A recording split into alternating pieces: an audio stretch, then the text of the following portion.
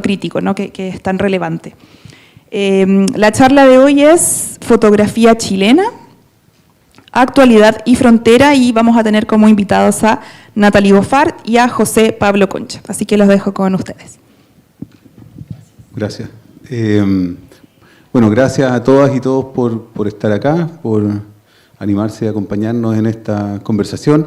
Y lo primero que quiero decir, ¿cierto?, es que la idea, lo que conversamos con Natalie, fue que en realidad va a ser más bien como una conversación, más que dos ponencias y preguntas y cosas así, tan serias, así que están muy invitadas, invitados a luego participar también, o sea, con sus opiniones, con sus críticas, en fin. Así es que eso. Bueno, primero quiero partir presentando a Natalie, ¿cierto? Ella es licenciada en Arte de la Católica y también tiene un máster, o un magíster, en Francia, digamos, sobre justamente temas de curaduría, arte, en fin. Y ahora también ya está en la última etapa, como candidata a doctora en estética. Además de hacer docencia, por supuesto, en diversos lugares, tiene hasta ahora dos publicaciones que son bien significativas en nuestra escena fotográfica, que es Imagen Criolla, ¿ya? E Intramuros, que me parece que son textos que quienes no los hayan leído creo que tienen que hacerlo, porque precisamente el primero, ¿no? Imagen Criolla hace una reflexión crítica, una observación crítica de la escena fotográfica de ya hace algunos años. Y el segundo libro son textos que responden, ¿cierto?, al trabajo ya con artistas directamente, donde tú haces ensayos, digamos, o interpretaciones sobre la obra. Entonces, ambos libros, ¿cierto?, publicados por Metales Pesados. Ahí compartimos editorial. Y bueno, la convocatoria para hoy era justamente, bueno, el título es como tremendo, ¿no? Es como que vamos a resolver el tema de la fotografía y su futuro. Siempre los títulos tienden a ser un poquito drásticos. Claro, y como para enganchar al público, al respetable público, nuestras intenciones. Invitación a esta conversación. Quisiera recalcar que esta se contextualiza en el marco del lanzamiento de tu libro, de hecho, Fotografía sin más, hacia una descolonización de la fotografía latinoamericana, porque fue de hecho la razón por la cual en fondo armamos este proyecto charla, este guión, cuando nos juntamos, porque, bueno, a propósito mencionabas mi libro Imagen Criolla, que se inserta en un contexto social, político muy particular y un rango etario muy particular, que es la generación post-dictadura, nacida aproximadamente entre el año 75-85, ese era como el rango etario de mi libro, que era básicamente las personas que habían crecido con todos los cambios, la llegada a la democracia, de Internet, la televisión por cable, esa conectividad, los Fondar, becas Chiles, todo ese contexto que en el fondo, propuestas del libro era hablar de la llegada de la globalización. Hago esta introducción porque justamente hablamos con José Pablo y el tema de su libro tiene que ver en el fondo a partir de la fotografía documental sobre esa identidad, en el fondo, de la fotografía latinoamericana, muy definida de ciertos parámetros, el marco de la fotografía documental, desde en el fondo los centros hegemónicos. Y lo que vamos a, en el fondo, compartirles un poco hoy día son las conversaciones que se crearon a partir de estas diferencias. Por un lado, José Pablo de hecho viaja en el tiempo, piensa la fotografía de Martín Chambi, piensa la fotografía de Álvarez Bravo, y yo me centro más bien en fotografía contemporánea y con nuevas generaciones y que dialogan mucho con los desplazamientos y con las artes visuales y no tanto el documentalismo. Entonces, bueno, eso es más o menos para ir darles como el guión de lo que vamos a hablar. Sí, y tal vez para para partir, ¿cierto? Y retomando lo que tú acabas de decir, ¿no? O sea, en mi publicación, que se llama Fotografía sin más, hace una descolonización de la fotografía latinoamericana. Qué importante el Asia, o sea, no es que ya con ese libro sea lo definitivo como para hacer una descolonización, sino que más bien una primera aproximación el problema, creo yo, ¿cierto?, de que en general se puede proyectar no solamente a los autores que yo trabajé, sino que en realidad la cultura latinoamericana en gran medida, ¿no? Y es el problema, ¿cierto?, de la colonización del saber. Ahí ya podremos hablar de distintos autores que han trabajado esto desde hace muchos años, filósofos peruanos, por ejemplo, en fin. Entonces es interesante que personajes como los que hacía mención Nathalie, ¿no? Que en mi libro son autores, pero ya archiclásicos, que eso fue como una de las preguntas que se me hizo en una oportunidad, así como, o casi como reproche, ¿no? Oye, pero ¿hasta cuándo Álvarez Bravo y hasta cuándo Martín Chambi? Así como que, ya, ¿qué más se va a decir de ellos? Bueno, justamente tal vez el ejercicio que yo quise hacer era que, en general, lo que yo veía del modo en que la fotografía de estos grandes fotógrafos, sin lugar a dudas, era valorada, ¿ya? A mí me resultaba extremadamente incómodo, ¿ya? Y me resultaba incómodo porque basta que ustedes vean cualquier libro, ¿cierto?, de historia de la fotografía, o investigaciones que se hacen habitualmente, ¿cierto?, sobre estos autores, investigaciones clásicas, siempre la valoración de estos autores se hace en función de lo cercano o no, o son tan buenos como, ¿ya? Y siempre eso que viene después son los que están instalados dentro de la tradición fotográfica occidental, ¿ya?, como los grandes maestros, ¿no? O sea, Álvarez, o con la alta cultura europea, digamos, Álvarez Bravo como, ¿ya?, un surrealista, además parte de un país, para la conciencia, digamos, europea, que es surrealista en sí mismo, ¿cierto? Esa típica reducción que se hace desde el centro hegemónico, digamos, a Latinoamérica y a México en particular. O lo que pasaba con Chambi, ¿cierto?, que Chambi como fotógrafo indígena, ya analfabeto, pero que hacía obras al modo de los grandes fotógrafos europeos. Entonces, esa cuestión, ese tipo de aproximación, a mí me resultaba extremadamente incómoda, molesta, digamos. Entonces me hice una pregunta súper básica, era, imagínense lo irreverente, ¿no? Yo, a un adorante chileno, digamos, así, haciéndome las preguntas de estos grandes maestros, ya, bueno, ¿qué tan buenos son y si me gustan o no? ¿Ya? Entonces, esa es la investigación, entendiendo justamente esa tensión, digamos, con el lugar que ocupa, es que eso es lo importante, el lugar que ocupan esos fotógrafos dentro de la escena fotográfica mundial, ¿ya? Y ese lugar que ocupan, ¿ya?, es desde lo exótico, ¿ya?, desde lo marginal. El indigenismo también. El indigenismo, por supuesto. Chambi como fotógrafo indígena, entonces, fantástico que un fotógrafo indígena en esa época haya tomado ese tipo de fotos, es fabuloso. Bueno, ¿y por qué no?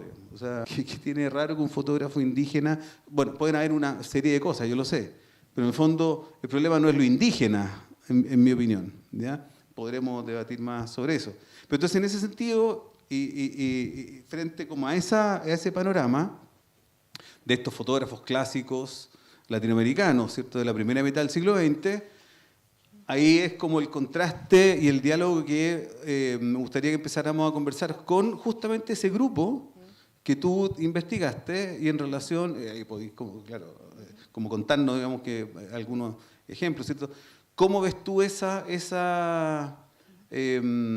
dependencia o no, o la tensión que se puede dar en términos de el tipo de producción, cuáles son las referencias, etcétera? Claro, porque en el fondo el contexto en el que se escribió ese libro, que fue el año 2012, 10 años, pasó el tiempo. Celebrando los 10 años de tu libro. O sea, se lanzó el 2013, pero se escribió el 2012.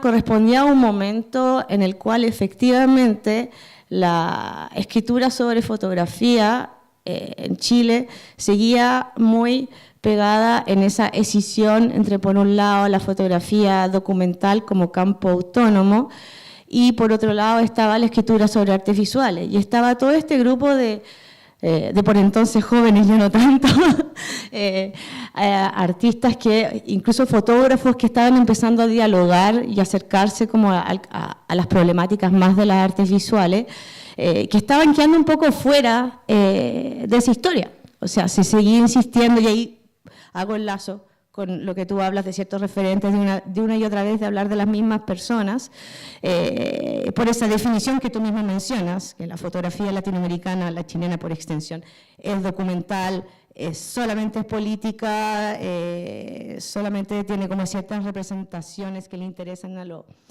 centros como hegemónicos, así que una perspectiva eurocentrista y norteamericana.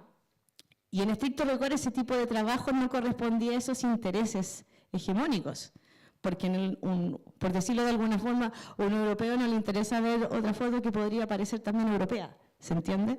Y ese era justamente el tipo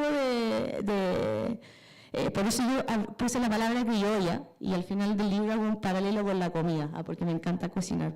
Esa idea de la fusión, en el fondo, cuando se mezcla, como la comida Nikkei, por ejemplo, que es una influencia asiática, particularmente japonesa, en la comida peruana. Yo hacía ese paralelo, en el fondo, de la fotografía que se estaba produciendo en ese minuto, tenía su identidad local, pero también se insertaba en ciertas referencias globales, porque en el contexto en que vivimos ya no es posible vivir en una isla desértica y no ser impermeable a todas las referencias. Entre internet, toda la cultura visual en el fondo con la que todos hemos crecido, no era posible. Y la pregunta en todo caso era esa, era preguntarse ¿cuál es esa identidad? ¿Dónde está? Pero saliéndose justamente de todos esos clichés de los que tú hablas, en el fondo autoimpuestos desde los centros de poder sobre cómo tiene que ser la fotografía latinoamericana. Y eso es bien relevante, porque esa imposición de lo que se supone es lo latinoamericano, ahí surge un campo bien problemático, ¿cierto? Que es el mercado, en realidad, como primera cosa, ¿ya? Sí, lo voy a decir en términos generales como el mercado. Pero estoy pensando ya, justamente en esos trabajos curatoriales que tienden a ser abarcadores respecto de lo latinoamericano, ¿ya? Esas grandes exposiciones que han llegado acá también, pero que responden a curadores o a coleccionistas fundamentalmente europeos, donde no hay una observación crítica, una reflexión crítica sobre, ni siquiera sobre la identidad latinoamericana, ni ese tipo de cosas, porque de hecho en mi investigación no pretendo proponer una identidad latinoamericana, no tiene ningún sentido hacer eso. Ya, pero finalmente todas esas exposiciones, y si uno observa las publicaciones que han salido a partir de esas líneas curatoriales, todas están construidas desde una cuestión diacrónica, ¿cierto? Desde el registro de los indígenas, ¿cierto? Ya a cuestiones contemporáneas, digamos. O sea, es un clásico recorrido desde ese pasado, ¿cierto? Y como que de esa manera se va figurando esa construcción imaginaria de lo latinoamericano. La representación de la pobreza, ¿no? Como que es algo sumamente como vendedor.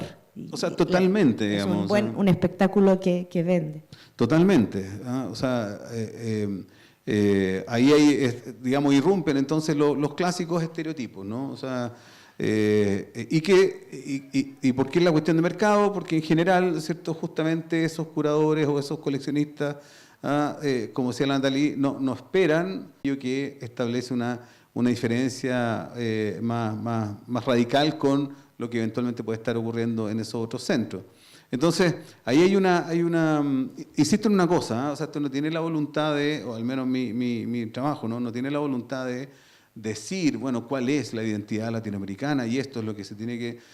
No, sino que simplemente hacer el ejercicio de pensar, ¿ya? De pensar, ¿ya? Por ejemplo, cuestiones tan sencillas como esta, que, bueno, como yo hago clases, muchas veces hago esta pregunta a los estudiantes de pregrado o incluso de posgrado, preguntas tan simples como, bueno, ¿cuáles son tus referentes fotográficos? ¿Ya? O en otra línea, ¿cuáles son tus referentes teóricos? ¿Ya? Por ejemplo, para ponernos autorreferentes, ¿eh? ¿Cuántos de quienes estudian fotografía leen nuestros libros, modestamente? ¿Ya? Pensando en que, por supuesto, hay una serie de autores clásicos, ¿no? Que por supuesto hay que leerlos, no hay problema, pero que como que eso se acaba ahí. O sea, no hay una intención de mirar lo propio, insisto, no porque ahí hay una verdad, ¿ya? Pero sí porque eso propio, o lo que surge de acá, surge desde un contexto que nos es común, ¿ya? Que tenemos las mismas precariedades, o sea, no sé, pues para nosotros sacar un libro de teoría, pucha, es tan complicado, ¿cierto?, como para cualquiera de ustedes, fotógrafa o fotógrafo, ¿cierto?, de publicar un fotolibro, ¿ya? Entonces, esas complicaciones hacen que, bueno, se vaya configurando un modo de hacer, un modo en ese sentido, claro, es interesante nuestras líneas de trabajo que son distintas. Yo tengo formación de fotógrafo, trabajé como, o sea, muy poquito, pero como fotógrafo documental, ¿ya? Y yo siempre me he sentido como mucho más familiarizado con esa línea. En cambio, Nathalie, por el lado desde las artes visuales y cómo la fotografía ingresa en las artes visuales, y ahí se producen también otro tipo de problemas y de dificultades, digamos. O sea, retomando el tema que estabas planteando, esto de los referentes, yo creo que ni siquiera se trata, tú hablas de los estudiantes, pero ni siquiera a veces se trata de un desinterés, sino de lo que hablamos que en el fondo muchos artistas, fotógrafos latinoamericanos, llegan a ser conocidos dentro de la misma región una vez que hacen el viaje de ida. Lo dice un poco Gerardo Mosquera, de hecho lo decía en ese libro Caminando con el Diablo, que tienen que primero hacer ese viaje, ser validados por el centro para después volver a la periferia. Hacíamos el paralelo con José Pablo, incluso con el cine. Acá les cuento como una anécdota. Yo viví mucho tiempo en París y en un momento, bueno, había países que se ponían de moda. En un momento se puso sumamente de moda el cine argentino. De repente hablaba así con amigos en Chile, decía, oye, anda a ver esta película argentina. ¿Y quién? Nunca nadie había escuchado. Y nunca vi tanto cine latinoamericano en mi vida como viviendo en Europa. Entonces decía, y algunas, obviamente, las que tenían éxito y regresan y se exhiben acá. Doy el paralelo del cine, pero funciona exactamente igual con la teoría y con las artes visuales. Hay muy pocas formas, redes, en fondo, a nivel regional, en ese diálogo y en ese conocimiento. Siempre hay esa ida y figuras en el fondo, incluso uno de los artistas más, pensando en todo que me quería seguir tocando el tema de la representación del fotodocumentalismo, uno de los artistas más conocidos mundialmente chileno, Alfredo Yar, y Alfredo Yar debe haber 3/4 partes del mundo que ni siquiera sabe que es chileno. Entonces, tiene que ver con esa idea. Bueno, y de hecho quería pasar a lo de Alfredo Yar, justamente a partir de lo que tú como para tocar ya este punto de los estereotipos. Y Alfredo Yar ha sido uno de los más críticos en las representaciones como de la catástrofe y la miseria. Pero que también, y eso lo conversamos, hay una dimensión ética del arte, del mercado del arte y de los contextos institucionales de exhibición del arte que se ponen en tensión con ese tipo de trabajo y que podríamos hacer la correspondencia desde el fotodocumentalismo con Sebastián Salgado. No sé si te parece, para que conversemos dentro de esos estereotipos y ese espectáculo que es el que vende, digamos. Bueno, sí, si uno piensa en Salgado, que... Por ejemplo, yo puedo confesar que cuando conocí la obra de Salgado fue en los 90 y con Los Trabajadores, y por supuesto que dije, o sea, yo quiero ser eso, yo quiero ser ese tipo de fotógrafo, quiero viajar por el mundo tomando fotos a los trabajadores, pero lo que uno ve después también, ¿cierto?, en su trabajo, que es un trabajo, digamos, que genera una estetización, ¿cierto?, muy sorprendente, no quiero calificarla de buena o mala por ahora, ya, pero muy sorprendente, ¿cierto? Pero que, por ejemplo, en sus trabajos con los habitantes del Amazonas, por ejemplo, ya hace ahí y en general con las comunidades indígenas en rigor alrededor del mundo, genera una persistencia en esa categoría, ¿cierto?, tan clásica del buen salvaje, por ejemplo, ¿ya? Esa idealización de ese sujeto originario, ¿ah?, que vive en absoluta armonía y belleza, etcétera. Y eso también evidentemente es un reducción. O sea, ahí les sugiero la lectura de un texto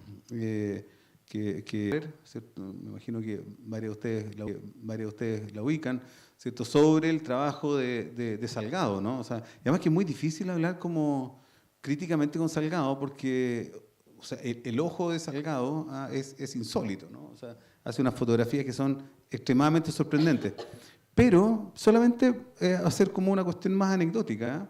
Ahora revisando afuera, ¿no?, los stands que hay, en fin, no hay, hasta lo que yo alcancé a ver, o sea, no hay ni un libro, más bien ninguna fotografía, porque los libros que hace Salgado deben ser, pero archimillonarios, digamos, pero no hay ninguna fotografía, ¿ya?, o algún fotógrafo o fotógrafa que esté en la línea de la producción del estilo de Salgado. ¿Se entiende, no? Y eso me parece que es interesante de pensar. Es interesante de pensar. Es decir, ese tipo de fotografía que empieza a cobrar como presencia o que como naturalmente empieza a darse, está muy lejos de esa estética, de esa estética preciosista en un sentido, ¿ya? Porque además, esto podría pensarlo, bueno, lo estoy pensando en este minuto, digamos, pero las fotografías de un personaje como Salgado, ¿cierto?, tienen la intención de una globalidad, ¿cierto? O sea, él tiene el libro, o sea, de partida, su libro Génesis es ya literalmente de todo el planeta. O sea, uno con suerte fotografía el barrio. Bueno, Salgado no tiene problema en fotografiar el planeta. Pero también tiene su libro sobre África, en fin, o sea, son grandes producciones enormes. En cambio, lo que uno ve acá, en general, es un vuelco sobre sí mismo, o sobre el productor, sobre su contingencia inmediata, sobre su condición humana, ¿ya? Sobre su subjetividad, para decirlo de manera mucho más concreta. Y eso es algo que es interesante, que se hace más potente en los últimos años, pero que, como conversábamos en un momento, o sea, ese giro subjetivo, ¿ya?, de la fotografía se empieza a dar ya hace bastante tiempo, ¿ya? Pero casi, insisto, al ver lo que está presente hoy día, ¿ya?, en este encuentro, hay un acercamiento muy poderoso a ese ámbito y con una estética en general, ¿ya?, mucho más, comparándolo con Salgado, digamos, mucho más sucia, en el mejor sentido, ¿no? O sea, donde esa imprecisión ya tiene como un sentido expresivo, ¿no? Entonces es interesante cómo se vuelca sobre el sujeto mismo esta fotografía que tenía como la intención original de ser un registro, que puede ser un registro opinante, no voy a decir objetivo, digamos, pero sí opinante sobre una circunstancia en particular, pero hoy día eso se vuelca más intensamente sobre cada uno de los sujetos. Y ahí me parece también que se puede hacer el vínculo con el área de, en el fondo, las fotografías desde las artes visuales y ese giro hacia esa interioridad. O sea, nosotros cuando conversamos si se podía hablar en el momento, no sé, hace 10 años, de una identidad de la fotografía chilena o latinoamericana, esto se problematiza aún más en este contexto post-telefonía celular, post-redes sociales. Cuando uno piensa, además el fenómeno del confinamiento, de las cuarentenas por pandemia, o sea, hay un fenómeno sostenido, podemos decir, desde hace ya 15 años, de este vuelco en el fondo hacia sí mismo, hacia la propia vida. Yo es una hipótesis mía, pero para mí entre los años 90 hasta la primera década justo antes de hecho el smartphone se inventó creo que en el 2009, Facebook fue el 2006, bueno, hasta la primera década del 2000, desde fines de los 90, a nivel mundial la fotografía estaba mucho más centrada en pensar el espacio, en pensar las mutaciones del territorio en pleno auge de la globalización económica, cultural del planeta, básicamente, en las transformaciones, particularmente en países, en el fondo, subdesarrollados, que estaban en el fondo surgiendo y apareciendo, particularmente en Chile, en esta idea, saliendo en el fondo a la democracia, toda esta como arquitectura del mall, de las casas, del famoso no lugares. Yo diría que esa es la época del no lugares de Mascollé. Esa es la fotografía, se inserta como en ese contexto. Pero a partir del 2010 empieza a haber una mirada sostenida hacia la propia persona, hacia la propia vida, que explotó con las redes sociales y que después, ¿para qué decir con la pandemia? O sea, ya ni siquiera se podía salir a mirar afuera, simplemente había que mirarse a sí mismo porque no había otra forma. Entonces, ese fenómeno creo que es mundial y se acrecentó y corresponde mucho más a un tema generacional con un determinado rango etario que obviamente con las particularidades de cada subjetividad y cada contexto se inserta, pero hay este fenómeno de mirarse así que diría que es global. Y sabes que, mira, de nuevo, mirando los stands que hay ahora, hay al menos un par que son stands, digamos, de autogestiones. O sea, yo como fotógrafo, ¿cierto?, me gestiono a mí mismo una editorial, ¿ya? Y publico. Ahora, eso lo vinculo justamente con lo que tú estás diciendo, por ejemplo, con la irrupción del celular, con la irrupción, ¿cierto?, de las redes sociales, ¿ya? Y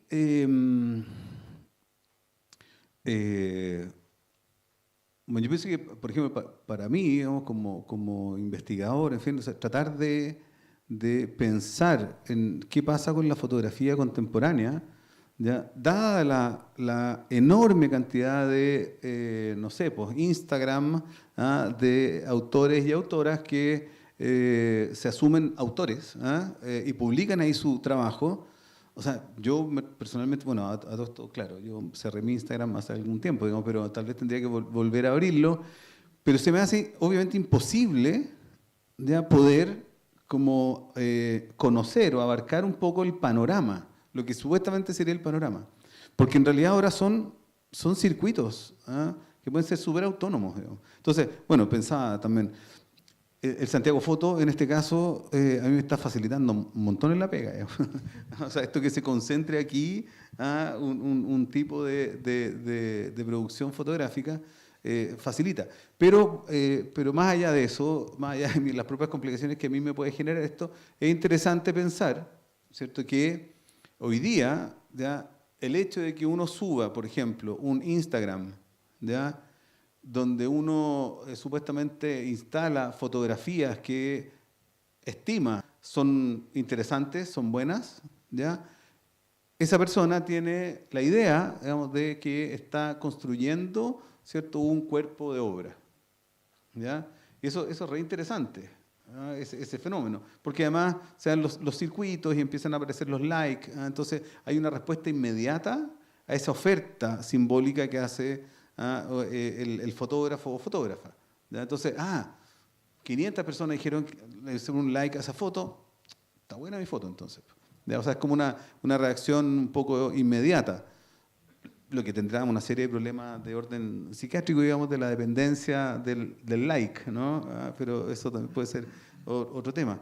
Pero iba a esta idea, ¿cierto?, de esa como reducción, ¿cierto?, hasta el sujeto mismo, ¿ya? Que claro, ya filósofos de la primera mitad del siglo XX hablaban, ¿cierto?, del autor como productor, y ese tipo de cosas, pero que hoy día, dadas las técnicas disponibles, efectivamente uno puede generar su propia cuerpo de obra y sin un espacio crítico, ¿no? que pueda, digamos, permitir un cierto desarrollo. Pero insisto en esto, ¿no? O sea, esa idea de lo colectivo, o de una visión colectiva, que se va cada vez achicando más hasta que el mismo sujeto se produce a sí mismo, ¿ya? Y eso me parece que es un fenómeno complejo de la fotografía contemporánea. O sea, de hecho, yo creo que es un fenómeno mundial a nivel como personal. Hay creo que es Boris Groys que habla, de hecho, del autodiseño. En el fondo, como uno se va haciendo una imagen, casi como una suerte de avatar, se puede diseñar toda su vida a partir desde las redes. Pero bueno, eso me iría a otro lado. Pero lo que quería también recalcar en esta reflexión sobre cómo las consecuencias y los fenómenos que han ido como apareciendo dentro de las prácticas fotográficas, hay varias cosas que a mí también me llaman la atención, que es, por ejemplo, a las técnicas decimonónicas de la fotografía y una vuelta de la fotografía análoga, de hecho, puede ser, pero justamente por esa búsqueda de darle una materialidad a la imagen en este contexto de sobreproducción, de este arte, como por citar a Bauman, de este arte líquido, ¿no?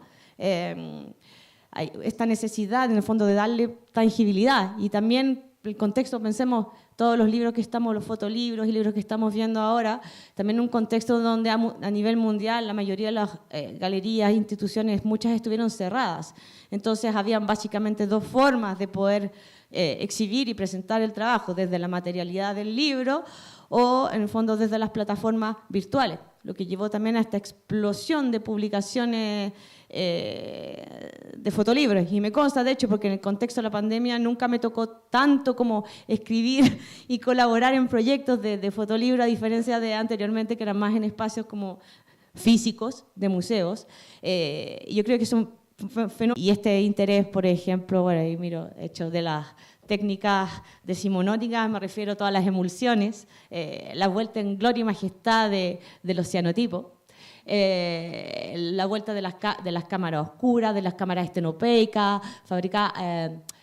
Y es algo que viene ocurriendo sostenidamente desde el 2015, más o menos, yo viendo como algunas ferias o exhibiciones, y que tiene que ver, yo creo, también con esa necesidad de lo tangible, de la permanencia, porque efectivamente vivimos una época donde todo pasa muy rápido y las imágenes son efímeras y hay una fuerte suerte de lucha contra esa evanescencia, que en ningún caso es retrógrada, sino que más bien es como si yo lo llamo como la ansiedad por el respaldo, por el backup, en el fondo, por darle como esa substancia, a darle una huella, dejar como algo. Y eso hace también que uno vea, no solo desde la visualidad, sino desde el formato. Es interesante porque en alguna oportunidad conversaba con un fotógrafo contemporáneo a mí, ¿eh? O sea, es decir, formado en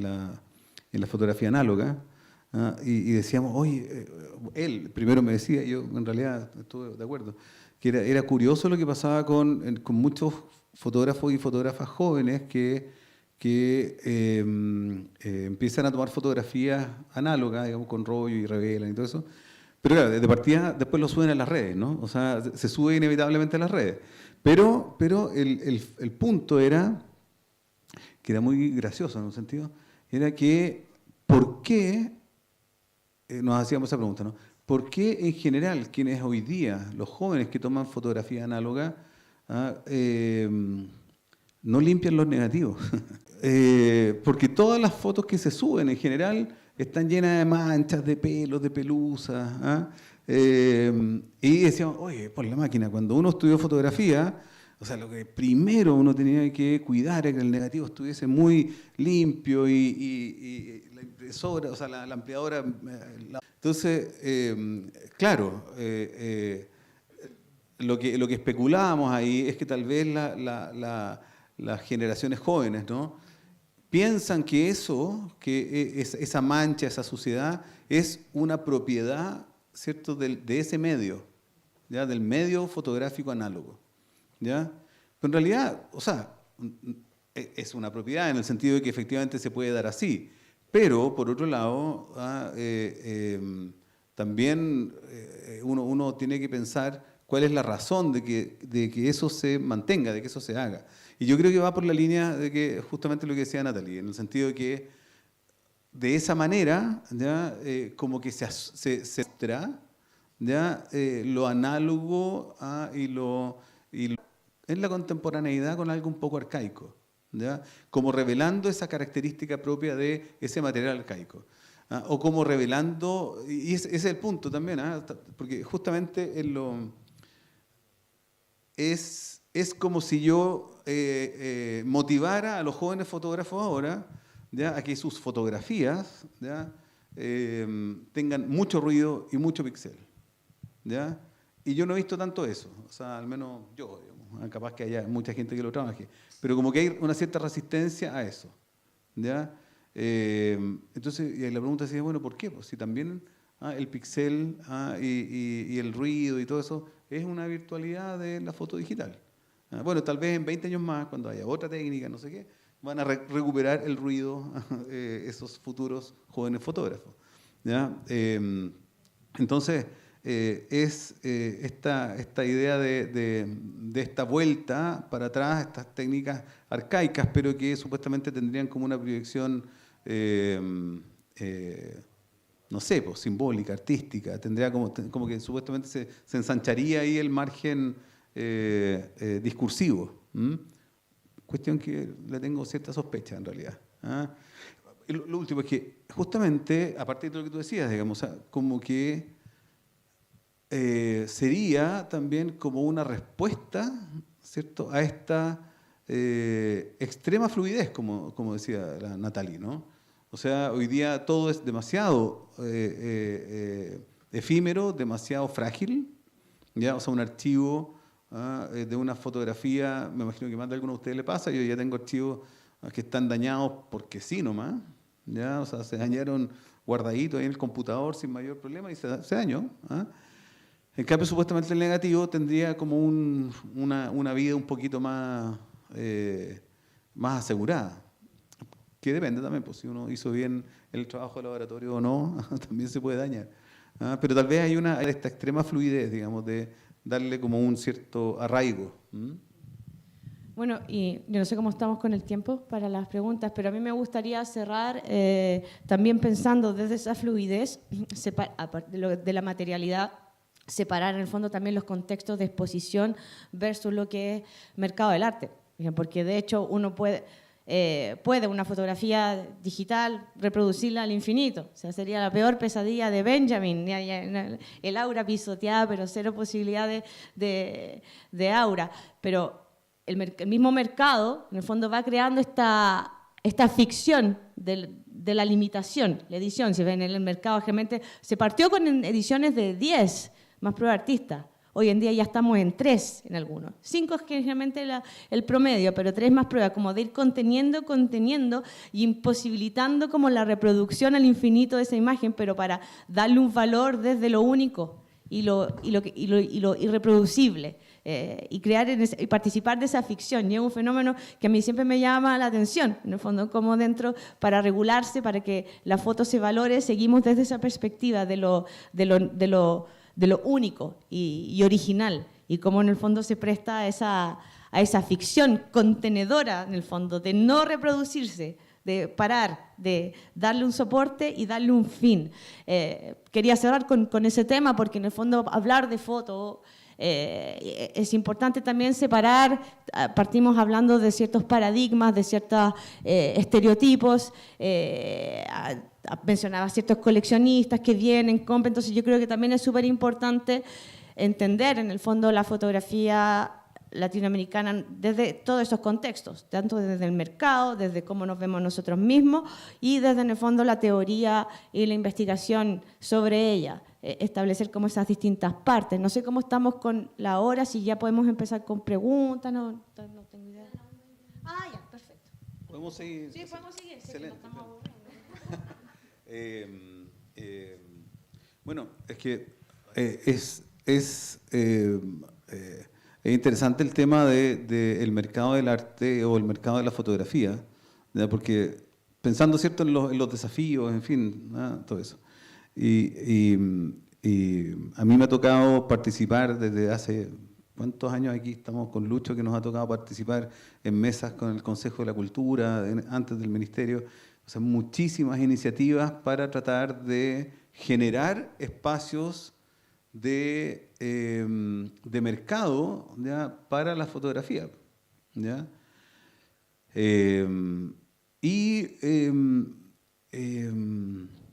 Claro, y está eso que dice Natalie, ¿cierto?, de tratar de asimilar, ¿cierto?, la producción fotográfica como si fuese una obra de arte, ¿ya?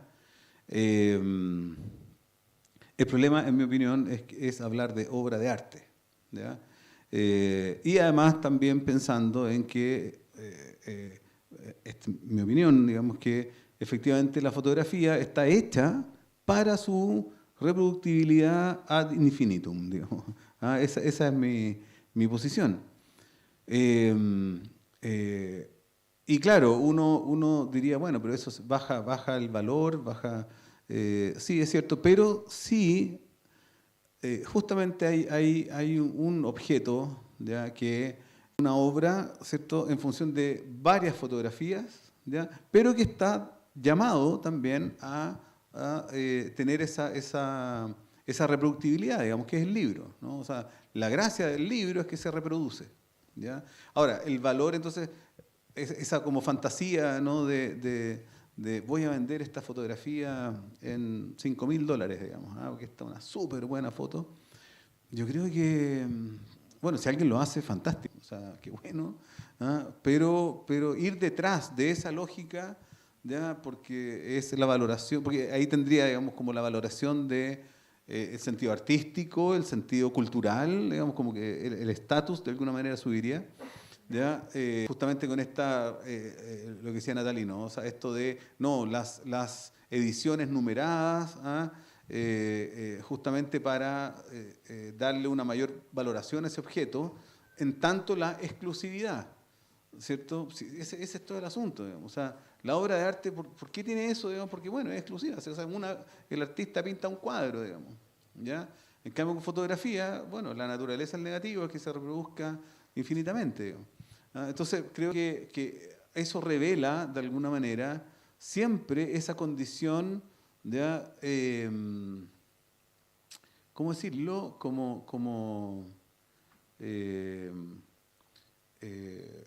Esa falta de autoestima de la disciplina fotográfica. Al mercado del arte, ¿ya?, implica entonces una falta de autoestima y definir justamente de manera bastante evidente, en mi opinión, ¿cierto?, otro tipo de mercado, que sería el mercado del fotolibro.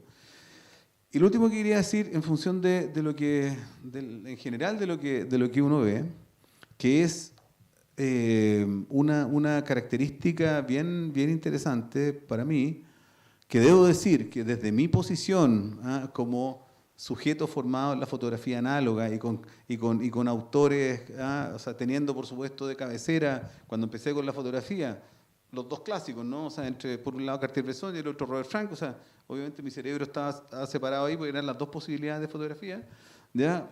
Después empezaron a aparecer otros. Recién al final de mi estudio de fotografía empecé a conocer a fotógrafos latinoamericanos, ¿ya? Pero claro, el valor de la imagen en sí misma, ¿ya? Eso es bien interesante, porque hoy día, ¿ya?, lo que uno puede ver, por ejemplo, en muchos trabajos que podemos ver ahora en esta feria, digamos, es que el valor de la fotografía, y cuando estoy hablando del valor de la fotografía, estoy pensando en lo que hace 15 o 20 años atrás, o 30 años atrás, se definía como un fotógrafo, ¿no?, o fotógrafa, ¿ya?, el ojo, el buen ojo. O sea, el sujeto que es capaz, ¿cierto?, de sintetizar una situación, por ejemplo, la fotografía documental, una situación, generar una construcción, unas relaciones, ¿ya?, pero en un solo cuadro, o sea, lograr esa síntesis. Hoy día, lo que yo veo, que eso no es relevante, ¿ya? Lo relevante es otra cosa.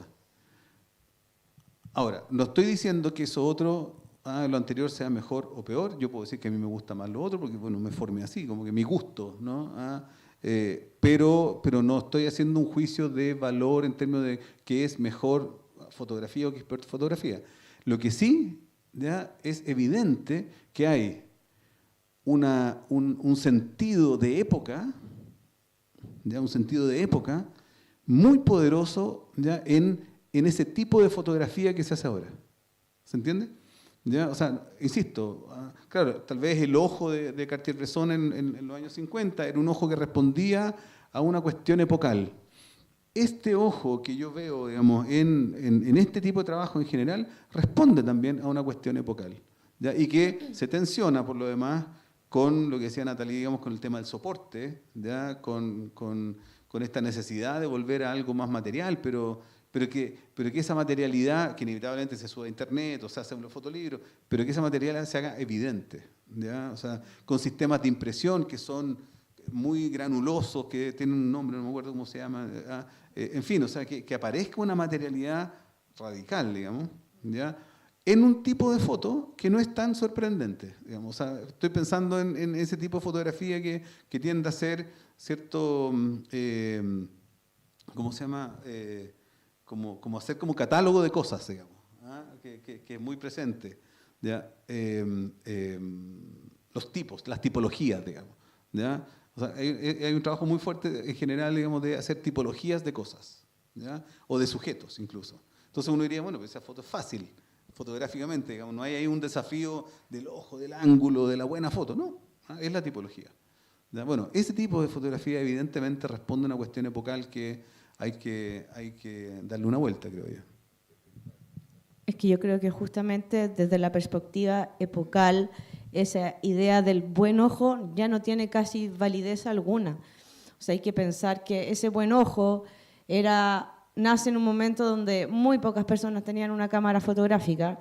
No está, o sea, y hasta la comparación llegamos al día de hoy, donde básicamente cualquier niña o niño ya a los 4 o 5 años con un celular es capaz de tomar una buena imagen. Tenemos el ojo educado, nunca habíamos vivido en una sociedad donde efectivamente hay un control de la propia imagen. O sea, piensen en el fondo que hasta el siglo XX, fotográfico, y pasamos a toda la cuestión de las selfies. O sea, hay un control sobre la propia imagen y un estímulo visual constante que yo, de fondo, siempre... Tú ocupabas a tus estudiantes como de ejemplo y yo siempre les digo a los míos que ya sacar una buena foto no basta. O sea, no va a ser. Ya, quedan ya. Gracias. Sacar una buena foto no basta. Hay que tener algo que proponer, algo que decir, porque básicamente la mayoría de nosotros podemos sacar buenas fotos más si tenemos la práctica constante de hacerlo. O sea, así de simple. Entonces son otras las cosas que están en juego en desarrollar como una fotografía de autor o un desarrollo de obra. Sin duda no radica ya en ese ojo. Yo creo que ese ojo ya, eso fue en un momento y en la época de ahora son otro tipo de cosas. Yo creo que nunca fue tan complejo, de hecho, ser fotógrafo como en esta época. Nunca fue tan complejo porque justamente ¿dónde están los límites? Estamos hablando de fronteras, de territorios fronterizos, me estoy diciendo autorreferente. Nunca fue tan difícil establecer esas diferencias. Es decir, si yo solo desarrollo mi obra y la posteo en Instagram, ¿hace de mí un fotógrafo? Si yo así lo quiero, ¿por qué no? Otro tema es lo que después vaya a pasar con la historia oficial o con la institución artística y la crítica, si me valida o no. O sea, creo que el circuito es muy complicado. Ya tenemos que ir cerrando, ¿sí? Ya. No, es que yo quería volver un poco para atrás, a partir de lo que partimos. Yo les mencionaba como Alfredo Ollar y José Pablo, en el fondo en su libro, habla de este como estereotipo de la pobreza, del espectáculo, de este documentalismo que es el que interesa en el fondo de los centros. Y habíamos conversado, bueno, mencionaste a Salgado y yo no alcancé como a mencionar mi contraparte, que era Alfredo Ollar, y quería como, para ir cerrando, hablar de este proyecto que hizo Alfredo Ollar en los años 80, 85, 87, que fue a Serra Pelada, donde están los mineros del oro, en Pará, se llama el estado de Pará, en Brasil. Hizo una serie de intervenciones, bueno, porque no sé si están bien familiarizados con el trabajo de Alfredo Yar, pero nunca son siempre proyectos muy extensos que abarcan varios años y que son exhibidos en distintas formas de montaje a lo largo y según el sitio. Algunos son vinculados con el arte público, otros como en la Meca Máxima, como la Bienal de Venecia y otros del tipo. Pero ahí quiero como cerrar con ese tema a propósito del documentalismo y la dimensión ética y la necesidad de contexto cuando se producen esas obras. Una de las primeras como montajes de los mineros que hizo Alfredo Yar fue una intervención directa, porque él vivía en Nueva York, en una estación de metro donde estaban los carteles, en el mismo lugar donde normalmente están los carteles publicitarios, y al mismo tiempo estaba en vivo cómo iba subiendo, bajando el precio del oro a nivel bursátil mundial. Entonces acá teníamos una cosa súper potente, que era en el fondo mostrar estas condiciones extremas de estos que son mineros artesanales, no son contratados, en el fondo les pagan por lo que retiran, en el fondo en el espacio público, en la estación de metro, con el precio del oro. Muy distinto es cuando estas mismas imágenes, 10 años después, se muestran en otro montaje en el marco de, por ejemplo, la Bienal de Venecia o una feria de arte, cuyo único fin es, en el fondo, vender estas obras. ¿Qué pasa cuando uno se ve enfrentado a ese tipo de imágenes, como las fotografías de los mineros de Serra Pelada, pero en cajas de luces, con hermosos marcos dorados en una feria? Ahí hay un conflicto que es bien, o sea, pensemos que bueno, todo el mundo tiene que pagar cuentas y eso hay que vivir del arte, pero qué complicados son las obras de alto contenido político y desde esta perspectiva documental que después, en el fondo, se autoanulan en cierta forma cuando cambian esos espacios donde son exhibidas. Eso era. Sí, bueno, justo ahí tú abres un tema fabuloso, que es de el arte en general y la política, y la fotografía y la política. Que ahí podríamos en realidad podríamos haber hablado todo el rato de eso, pero solamente agregar que yo estimo que el aspecto tanto el arte como la fotografía como disciplinas simbólicas, digamos, que tienen como por objetivo de alguna manera auscultar su tiempo, el impacto real, ¿ya? Que esas obras pueden tener para la política, ¿ya? Es bien marginal, ¿ya? Y es triste decirlo, ¿ya? Pero bueno, y justo cuando yo estaba pensando que estaba empezando a tomar buenas fotos, ya así como buen ojo, ya no sirve, entonces termino muy frustrado. Bueno, eso sí. Bueno, y no sé si quieren preguntas, comentarios, ¿no? ¿No? ¿Todavía no? Ya, es que como vi que me estaba haciendo. No, pero podemos, si Lucho tiene... Hay una definición que hace el Senfoto en algún momento sobre lo que era fotógrafo. Fotógrafo sin distinción de género. Tal vez sí, espera, que van a pasar. Hola, aló, sí. Hola, bueno, gracias por todo lo que han hecho de Senfoto respecto de lo que era ser fotógrafo, que daban como 8 especificidades, que si tienes boleta, que si vives de eso, que si te defines como eso, son distintas. Entonces tú cumplías, como por decirte, con 4 de las 8, 5 de las 3, etcétera, correspondías a una cierta categoría, por así decirlo. Porque me parece súper difícil no restringir un poco el campo, y porque ayuda también a hacerlo más específico. Y porque si no, como que siento que nos perdemos todo el tiempo en Instagram, que probablemente son el 90 y algo %, que no tienen ningún interés en hacer parte de la historia del arte. Declaradamente. Están hechas para mostrarse en ese minuto y está perfectamente que a las 24 horas ya no sea más, porque tenía que ver con la cazuela que me estaba comiendo y cómo la comparto con otro. Entonces, quizás nos ayude también como tratar de separar las distintas cosas que significa fotografía, porque significa demasiadas cosas al mismo tiempo. Y eso... Esa es la gracia de la fotografía, que está en todos lados. Sí, sí, que me parece que es lo mismo que pasa con la definición, ponte tú, cuando uno dice como artista o fotógrafo. Encuentro que es mucho más interesante ser fotógrafo que artista, porque lo involucra, porque hace parte de, porque No, y nos estoy agrega... totalmente en desacuerdo. No, porque yo encuentro que Totalmente. nos agrega, por ejemplo, toda la vida de los reportajes gráficos, que sin tener ese interés parten para otro lado. Y quizás sigue cumpliendo con esta idea de iluminar sobre lo que es una sociedad en un momento determinado, sin ser necesariamente artista, siendo por este otro lado que tiene otro sentido, que el laureático deja de tener sentido, digamos, ¿no? Como que funciona en otro rango, y por lo tanto el valor que estás sacando de eso depende mucho también de la autonomía que tiene este campo, porque permite que superar lo que decía recién José Pablo, que es algo que está por discutirse, que es cuánto influye lo fotográfico dentro de la agenda, por decir algo. Entonces ahí creo que hay un tema en que es súper interesante para pensarlo de la fotografía chilena, ¿no? Cerrando un poco el campo, pensando justamente en esta acción que tiene un rango tan político en el sentido más amplio de la palabra. No sé, es como la idea de la autonomía de este campo. No sé si les hace sentido a ustedes pensarlo desde ahí.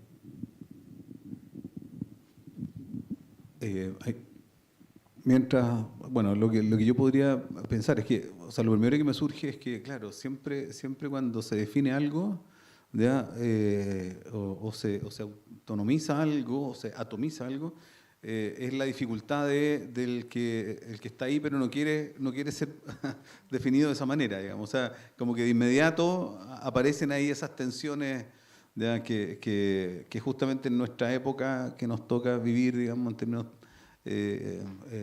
históricos y teóricos, etcétera, todo se hace mucho más, en realidad es mucho más razonable no definir los campos, ¿ya? Y trabajar más así como fenomenalmente, digamos, así como ya uno se encuentra con eso, digamos, ¿ah? Porque estaba pensando, por ejemplo, de nuevo, volviendo al tema fotografía y política, digamos, o sea, muchas veces en realidad puede ser infinitamente más eficiente, ¿cierto? Una fotografía, por ejemplo, el ejemplo más clásico que tenemos a la mano, ¿no? La más famosa fotografía de las marchas en la Plaza de la Dignidad, ¿ya? Que entiendo que es una actriz que tomó esa fotografía, que no es fotógrafa, ¿ya?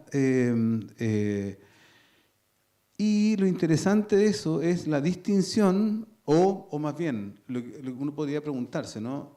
El impacto que una imagen puede tener en el campo político, eventualmente puede tener que ver con la posibilidad, ¿ya?, de una encarnación radical de la realidad en esa fotografía. Más allá de todas las cuestiones, o sea, podríamos hablar muchísimo sobre la relación entre fotografía y realidad, etcétera, pero estoy hablando desde la perspectiva del consumo, ¿ya?, del consumo. Es decir, la realidad hoy día no está en el fotógrafo ni de prensa ni el fotógrafo documental, ¿ya? Entonces, la única posibilidad de la aparición de una realidad radical, ¿ya?, es de esa fotografía que toma un aficionado con su celular, ¿cierto?, que fue testigo, que estuvo ahí justo, ¿ah?, y tomó la foto y se hizo viral, ¿ya?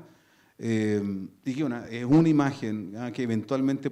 De hecho, el otro ejemplo paradigmático de esto son las famosas fotos de los soldados en la cárcel de Abu Ghraib, digamos, ¿ah? Ustedes recordarán ese caso así siniestro. Incluso ¿ah? antes, las primeras imágenes que hubo de las Torres Gemelas era con cámaras amateur.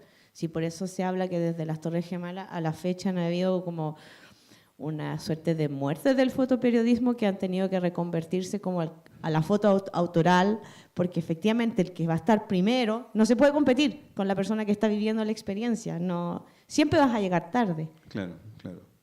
Entonces es interesante cómo ahí se empieza a diluir una práctica que ha sido central, digamos, dentro de la historia de la fotografía. O sea, el fotógrafo como testigo de la historia, digamos. ¿Ah? Creo que estamos en el tiempo. Hay una pregunta y ahí cerramos. Una persona que... Hola, gracias por la charla, estuvo súper interesante. Yo quería preguntar un poco, bueno, primero hablar un poco sobre decir qué es la fotografía chilena o qué es la identidad chilena también, ¿no? Que es un tema como súper conflictivo. Si hablamos de fotografía latinoamericana, fotografía chilena, no sé si existe un rasgo chileno tan marcado en el quehacer fotográfico hasta el día de hoy. Y de hecho, si uno mira hacia atrás y revisa la historia de la fotografía en Chile, como que ve que siempre, como comentaba José Pablo, estamos mirando mucho a esos fotógrafos consagrados europeos, es muy europecentrista.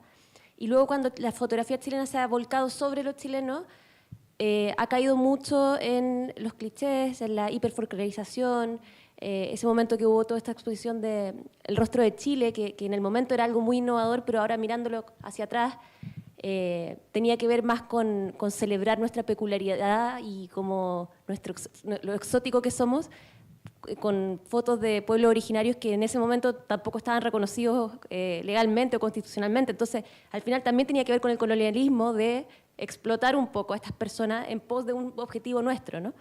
Entonces, mi pregunta es como, en la fotografía contemporánea actualmente, ¿cuáles son los desafíos en cuanto a porque hablamos mucho de la estética, que es muy interesante, pero ¿cuáles son los desafíos temáticos? Como, ¿cómo abordar la fotografía de nosotros mismos, de un otro chileno o de un pueblo originario, por ejemplo, o de una persona de pueblo originario, sin caer en europocentrismo, colonialismo? ¿Cómo se hace éticamente en el fondo? Yo creo que por eso mismo es que se está viendo mucho un empoderamiento de la mirada y de la autorrepresentación. O sea, cada vez más, y no solo en foto, en arte en general, hay un interés sobre las cuestiones identitarias, de raza, de género, donde cada vez más es la propia persona quien trabaja con su propio cuerpo y su propia vida, lo que lo autoriza en cierta medida y así no cae en este riesgo del que tú estás mencionando, pero es algo que ha sido sostenido, o sea, y lo vemos también en Chile, no solo en Chile, o sea, también lo que pasó con Black Lives Matter, con las representaciones también, lo mismo fotografía, hay ciertos paralelos con la fotografía contemporánea africana, ese de quererse hacerse cargo de la propia representación. Y en el fondo trabajar, por eso hay tanta autobiografía en este minuto, de trabajar con el propio cuerpo, con los propios territorios, hacerse cargo en el fondo y no permitir que sea otro el que venga y me represente como él quiere mostrarme, ¿se entiende? Y eso es un fenómeno sostenido en las artes visuales de los últimos, que tiene que ver con lo que hablaba anteriormente, también con las redes sociales, con la explosión, con el confinamiento, con todos los movimientos, no solo el estallido, lo que pasó en Estados Unidos, Colombia, ahí se está viendo reflejado. Ahora, que podamos hacer una clara definición y un catastro de ello, creo que todavía es muy pronto porque estamos muy encima, pero que claramente va a haber un cambio en esa relación entre fotografía, mirada y poder. Eso.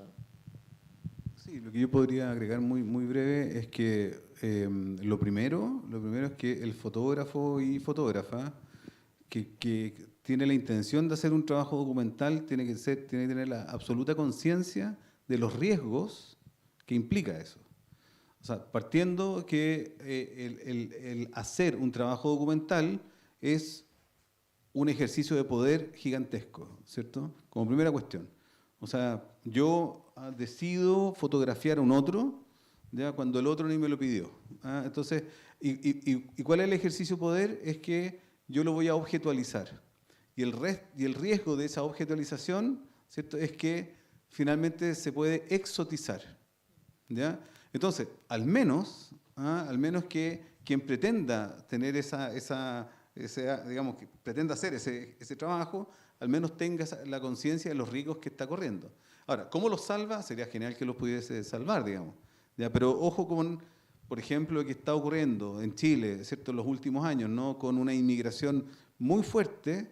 O sea, a mí no me cabe duda que deben haber una cantidad de trabajos de estudiantes de fotografía llenos de mostrar la realidad del mundo de no sé qué, realidad del mundo de no sé dónde.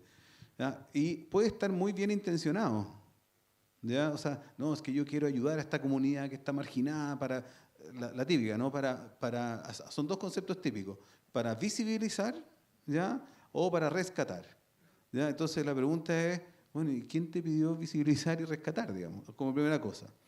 Pero eso finalmente, en esa visibilización y ese rescate, lo más probable, ¿ya? Y ese es el desafío, digamos. Lo más probable es que se transforme, ¿cierto?, en una acentuación, ¿ya?, del estereotipo que todos podemos tener de comunidades más marginales, digamos. Entonces es un riesgo muy grande. Bueno, estamos en el tiempo, acá no están. Así que, bueno, gracias a todas y todos por asistir. Espero que hayan disfrutado la charla. Nuevamente, gracias por la invitación, José Pablo, a esta interesante charla que ya habíamos... En la segunda parte. En la segunda parte. Así que muchas Natalia. gracias. Gracias a todas y a todos.